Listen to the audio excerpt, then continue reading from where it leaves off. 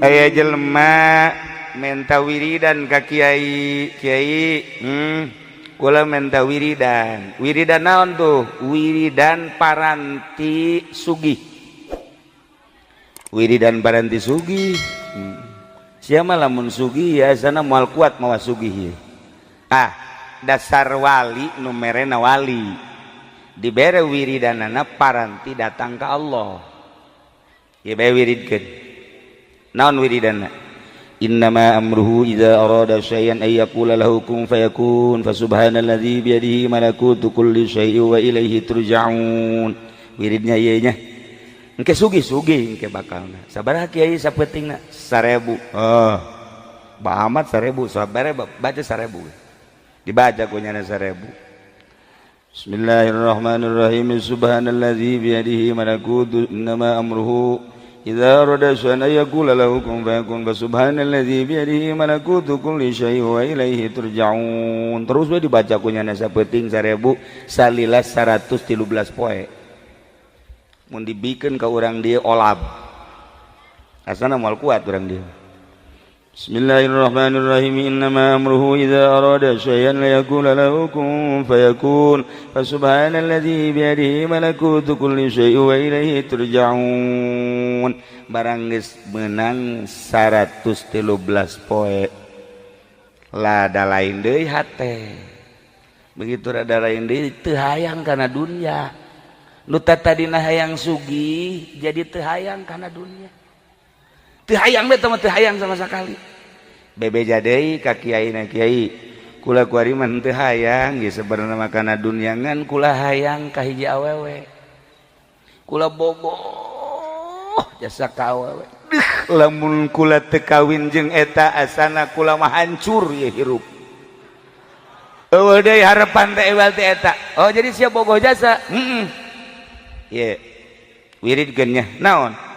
innama amruhu idza arada syai'an yaqula lahu kun fayakun subhanalladzi biyadihi malakutu kulli syai'in wa ilaihi turja'un eta keneh eta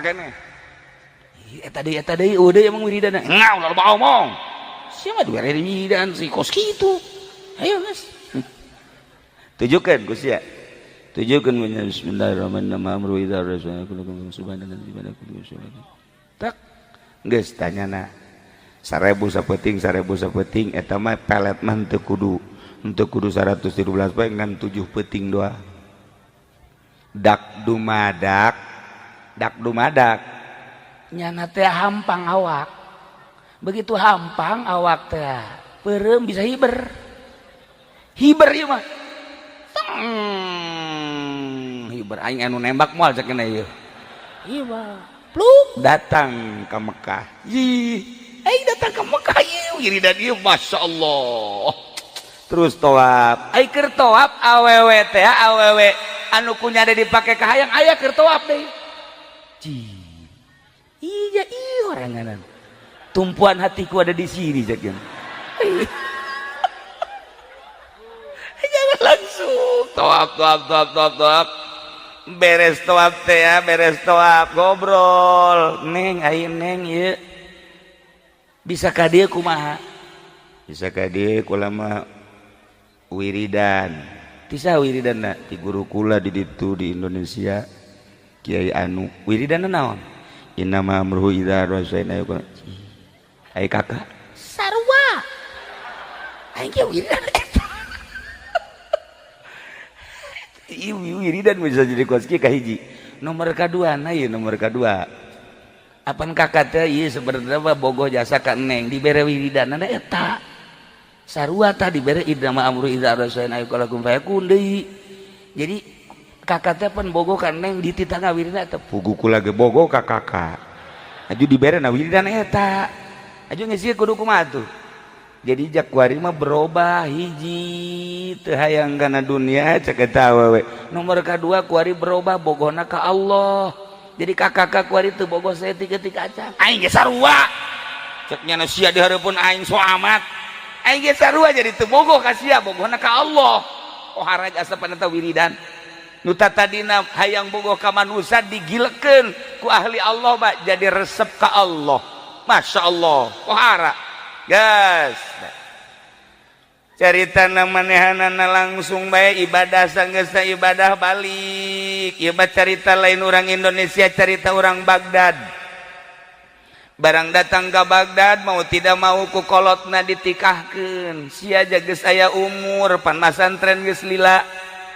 Aing nyaho ilmu sia geus rada ayaan, alhamdulillah aing boga anak boga ilmu sia. Aing nyaho bahwa sia teh ditaluturkeun ku jelema nu hayang ngaji ka sia ngan aing mah ieu cek indungna can punah, can lantis lamun sia can kawin ku aing sia dikawinkeun. Tuh pilihan abah, pilihan ibu. Mangga abdi pokona dek nurut jasa. Akhirnya dikawinkeun. Awewe pan lamun dikawinkeun wedakna kandal jasa. Luar biasa eta pipi ku herang-herang teu nyaho jero nama kos kumaha. Nu penting mah herang bae geus. Kutuna ge kutu geus teu wani. Sirem si Soledad aya sirem ge ka dieu hajut si Soledad ngobrol jeung babaturan aing teu sanggup ti Soledad cek. Heuh aing ge sarua. Rapih jasa. Kacaritakeun mah dikawinkeun, bae geus dikawinkeun ramean magrib selesai, isya salakina mantes di masjid, pamajikanana kacai, beres kacai dikumbah, nyana salat isya, beres salat isya langsung ka kamar berbaring, salakina asup ka kamar biasa endek malam pertama. Barang dideuleu ku salakina beda beungeutna jeung tadi beurang. Tadi beurang mah ku lesang-lesang teuing, barang dideuleu di kamar bopeng. Bolode bopeng. Ieu mah beak, ieu mah buak, bopeng. Bopeng kabeh we sabeungeut bopeng. Bolode deus sok gede cinggir. Cek nyana teh salah teh si dedegan aing ye. Ja tadi mah ku geulis teh ya. Ima bopeng langsung pemajikanana Noel ka salakina. Salakina biasa Noel biasa bae. Cak salakina teneng hampuranya kunaon ka kamar rada kurang deuleu. Jadi teu pati ka deuleu nanaon ge remeng-remeng hampuranya. Bungaheun jasa teh pemajikanana. Berarti aing bopeng teu ka deuleu ye. Bungaheun jasa. Alhamdulillah cek majikanana. Beuki pede bae nya di hareupeun salaki. Tadi teh berada ditutup-tutup barang ngadenge salaki kurang deuleu atuh diemrak-emrak. Teu kadeuleuan ieu. Isuk biasa ngobrol, isukna biasa ngobrol. Terus ngobrol deui. Kak, ai kakak kurang deuleu teh emang ti keur ieu apa kakara kuari-kuari? Ngadadak cek nyana. Keur ieu mah teu. Ngadadak aju kieu kakak ieu. Masyaallah cek nyana teh geus kieu meureun ti Gustina. Atulah ka geus nemah bae. Sebulan, 2 bulan, setahun tapi nyana dirahasiakeun bae ari maca Quran mah, maca kitab jangan teu buta ieu. Tapi ka pamajikan mah asal deukeut, bae ka pamajikan bubutaan, malah leumpang ge mentara dari tungtun ka pamajikan. Mentara dari tungtun. Mitohana ge mitohana ngomong, eta salaki sia emang sebenarnya rada kurang deuleutan. Heueuh bah. Nyana rada kurang deuleu. Ti keur ieu apa anyar pas kawin bae bah. Kurang deuleu, teu ka deuleu. Atuh sia bopeng sia teu ka deuleu, can nyorang neuleu ka kula ge. Encan nyorang nyana ngomong-ngomong teu beungeut bopeng berarti teu ka deuleu bah ieu. Salamet ieu anak abah cek nyana. Salamet. Geus bae terus. Datang ke boga anak 1, 2, 3, 4, 5. Loba anakan tapi tetep bopeng tinggal bopeng tetep anakan. Anakan geus loba. Nah, nu jadi masalah kunaon? Ieu lalaki diangkat ku Gusti Allah nu tatadina sakadar ahli ibadah naik jadi pangkat sholihin.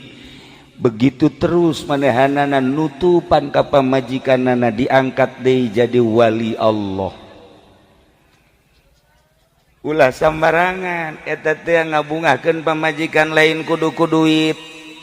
Ngabungakeun pamajikan teh lain kudu dibantuan ku tanaga.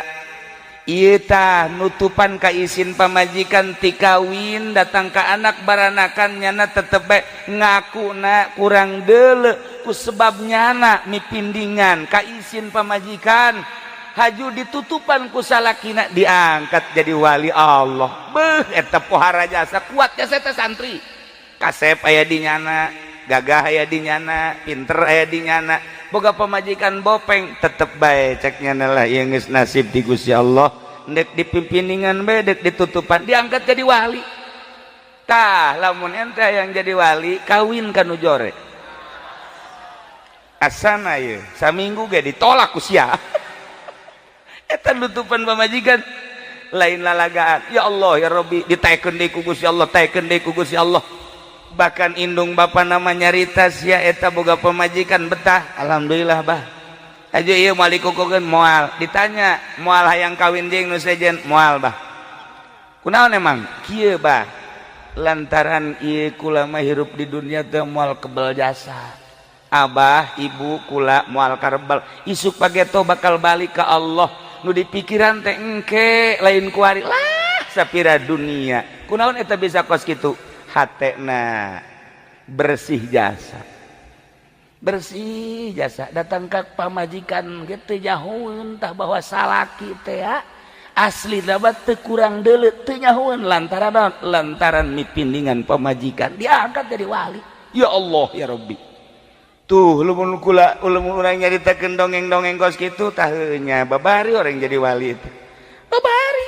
mun urang pamajikan kebenaran hideung ulah disebutkeun hideung ulah urang dikawinkeun menang kolot ieu pamajikan urang hideung sarua jeung kasrol lah kira-kira gitu teh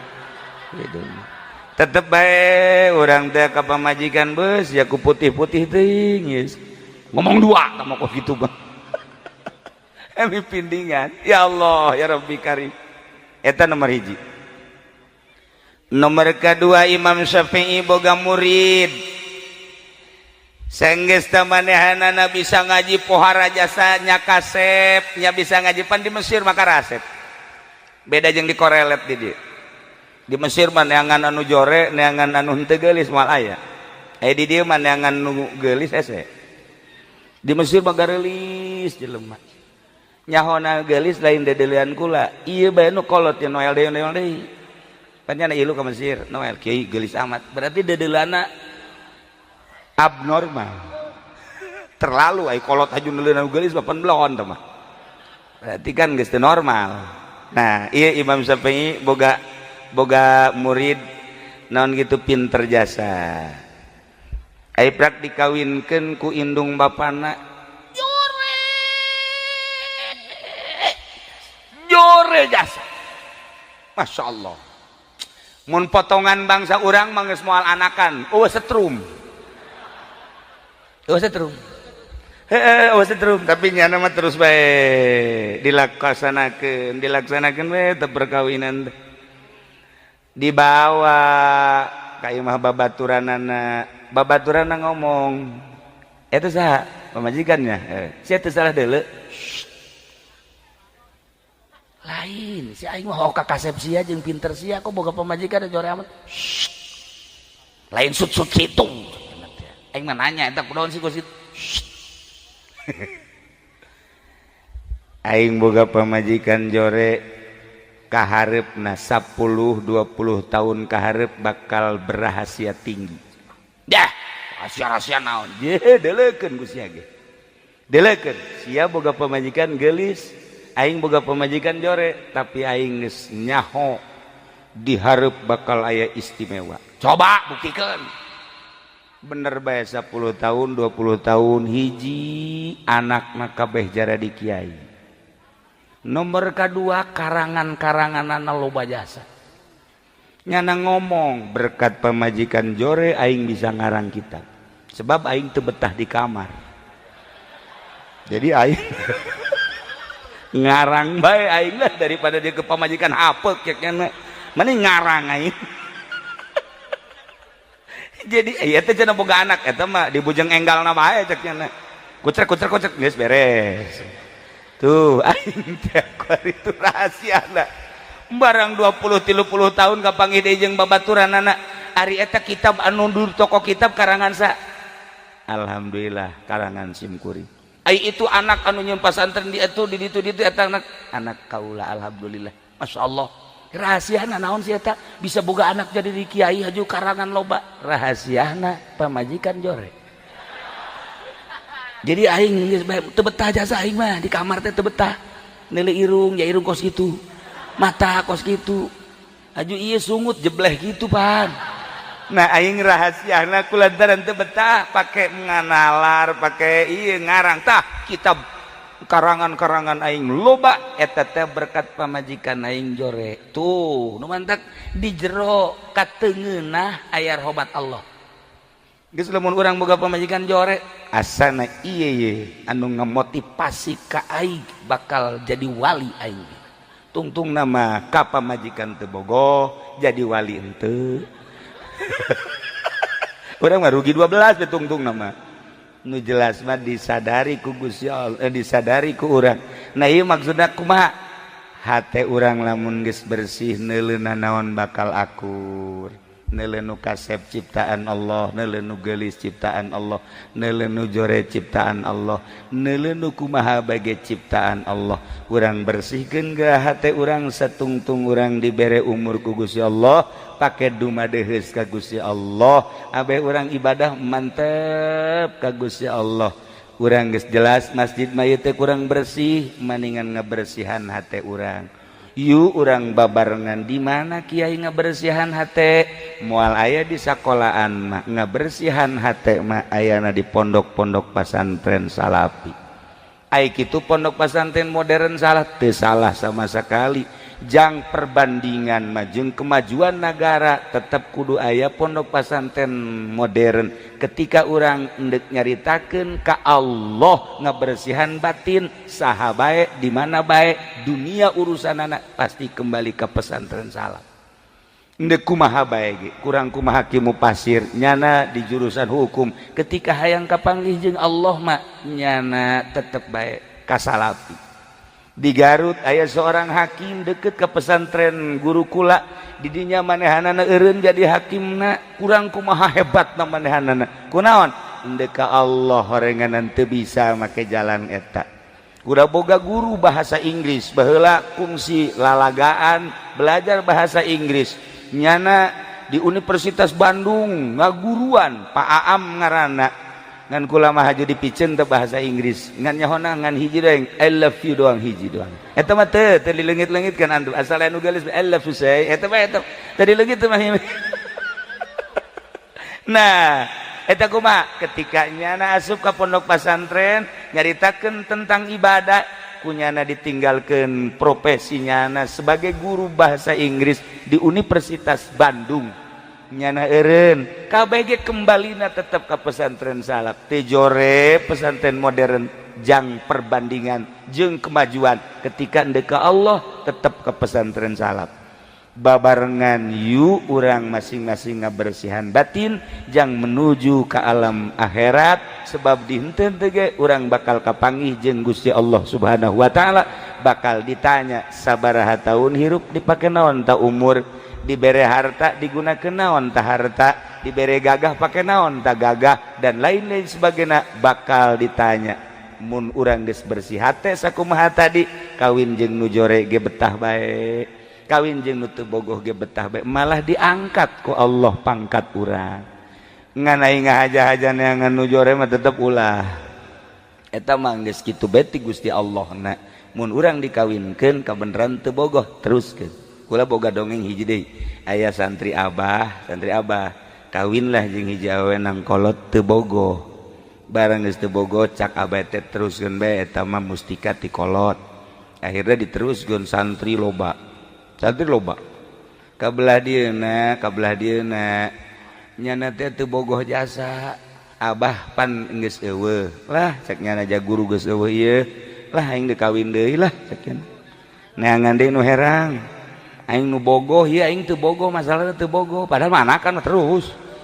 aing nangan nu bogoh lah neangan nu bogoh aya kapanggih babari atuh jajaman ku ari ieu pamajikan nu itu na ditolak acak-acakan rumah tangga pikirannya na aing bisa nyieun pondok pesantren babari lah ai jeung nu bogoh manggeunaheun kawinlah jeung nu bogoh ternyata teu bisa dibawa ngaji acak-acakan datang ka kuari santri eueuh ngaji nu nuturkeun eueuh pamajikan itu geus maot kuari teh rahasiahan tanya anu mentak ulah naon kitu ngaranna bangga ku kasep ulah bangga ku geulis lantaran eta mah sakadar sifat urang boga pamajikan geulis tapi teu bisa dia pake diajak ibadah nyeri hate makan hati kuari mah maningan boga pamajikan urang Lampung galak geulis galak atawa urang Brebes hideung ngan bager maning mana coba maning mana ayo tuh sekali deh Lampung nya putih nya geulis tapi galak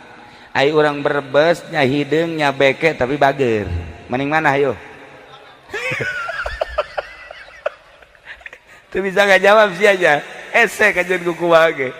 gitulah para jamaah kaum muslimin wal muslimat rahimakumullah dina malam ieu pengajian nomor kahiji tasyakur bahwa masjid ieu geus rampung sakieu ayana istilah di zaman Pak Harto mah ieu gunting pita atawa walimatul waqiroh alhamdulillahirabbil alamin pencet knopna